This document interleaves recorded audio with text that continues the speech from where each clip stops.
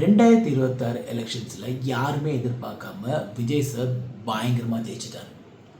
So அதில் நம்ம super ஸ்டாருக்கு பயங்கர பொறாமை. அதனால சூப்பர் ஸ்டார் என்ன பண்ணார் அப்படின்னா போய் ஸ்டாலின் சாரை மீட் பண்ணார்.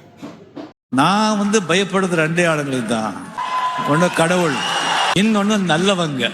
இப்படி நரேஷன் தான் சோஷியல் மீடியாவில் கொஞ்ச நாளாக ஓடிட்டு இருக்கு. சூப்பர் ஸ்டாருக்கு போகாமல் அவர் விஜய் ஜெயிச்சதுக்கு எதுவுமே பாராட்ட தெரியல. அதுக்கப்புறம் ஏர்போர்ட்டில் யாரும் கேட்டாங்க, அதுக்கு பதில் சொல்ல அப்படி இப்படின்னு எக்கச்சக்கமான இதை அவர் பேரில் தூக்கி வீசிட்டே இருந்தாங்க.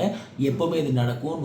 அவர் அரசியல் விட்டாலும் அரசியல் அவரை விடுறதில்லை. எதானாலும் அவர்கிட்ட தான் நேராக போயிடுவாங்க. ஸோ அது என்றைக்குமே இருக்குது, எப்போவுமே இருக்குது. இந்த எல்லா பிரச்சனைக்கும் ஒரு முற்றுப்புள்ளி வைக்கிற மாதிரி இன்றைக்கி சூப்பர் ஸ்டார் ஒரு ப்ரெஸ் மீட் கொடுத்துருக்காரு. கெத்தா மாசா செம்மையாக எல்லா கேள்விக்கும் சூப்பராக பதில் சொல்லி இதுக்கு எல்லாத்துக்குமே ஒரு டோட்டலாக ஒரு முற்றுப்புள்ளி வச்சுட்டாரு. அதில் கடைசியாக ஒரு கேள்வி கேட்பாங்க. அந்த கேள்விக்கும் கிளாஸை பதில் எல்லாம் இந்த மாதிரி கேள்விக்கு பதில் சொல்லாமல் தவிர்த்து தான் போவார். ஆனால் இன்றைக்கி அந்த கேள்விக்கு செம்மையாக பதில் சொல்வார்.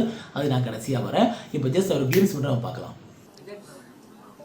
ஸ்டாலின் சார் அவர்களே என்னுடைய 38-40 ஆண்டு நண்பர். என்னுடைய நட்பு கொள்கைகள் அரசியலுக்கு அப்பாற்பட்டது.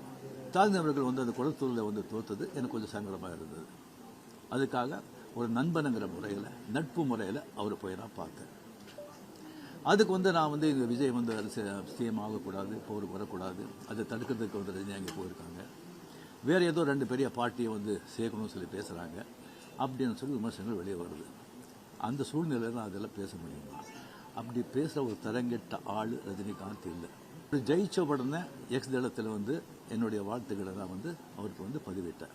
அவர் அரசியலை வேண்டாம் அப்படின்னு வச்சுட்டு அவர் போயிட்டாரு. ஆனால் அரசியல் என்றைக்குமே அவர் சுற்றி தான் இயங்கிட்டே இருந்திருக்கு. எதுக்கானாலும் ஏதாச்சும் அவர் பேரில் வந்துக்கிட்டே இருக்கும். ஏன்னா அவரை பற்றி ஒரு டாபிக் வந்துச்சு, அவரை பற்றி ஒரு விஷயம் வந்துச்சு அப்படின்னா அது வெறும் தமிழ்நாடு மட்டும் ட்ரெண்டிங் இல்லை, அது ஆல் ஓவர் இந்தியா இல்லை ஆல் ஓவர் வேர்ல்டு ட்ரெண்டிங் ஆகும். அதனால தான் என்றைக்குமே அவரை சுற்றியே செய்தி வளம் வந்துட்டு இருந்திருக்கு. ஸோ இன்றைக்கும் எப்போவுமே ஒரே சூப்பர் ஸ்டார்னு அவர் தான். அவர் அந்த கடைசியாக சொன்ன அந்த மாஸ் டைலாக் எனக்கு ரொம்ப பிடிச்சிருந்துச்சு. ஜென்ரலாக நான் முதல்ல சொன்ன மாதிரி இந்த மாதிரிலாம் கேள்விக்கு அவர் தவிர்த்துட்டு போயிட்டே இருப்பார். ஆனால் சூப்பராக பதில் சொல்லியிருப்பார். கேள்வி என்னன்னு பாருங்க. மாற்றம் வேணுன்றதை இந்த தேர்தல் மூலியமா உணர்த்திருக்காங்க. 2001 நீங்க தேர்தல் கட்சி வச்சிருந்தா வெற்றி பெற்றுக்கலாம் என்ற ஒரு சொல்லப்படுகிறது. அது தவறு விட்டுமோன்னு நினைக்கிறீங்களா? 100% வெற்றி பெற்றுப்பாங்க, அது டவுட்டே கிடையாது.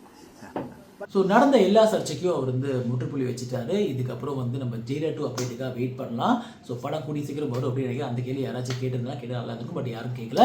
So let's wait for Jailer 2.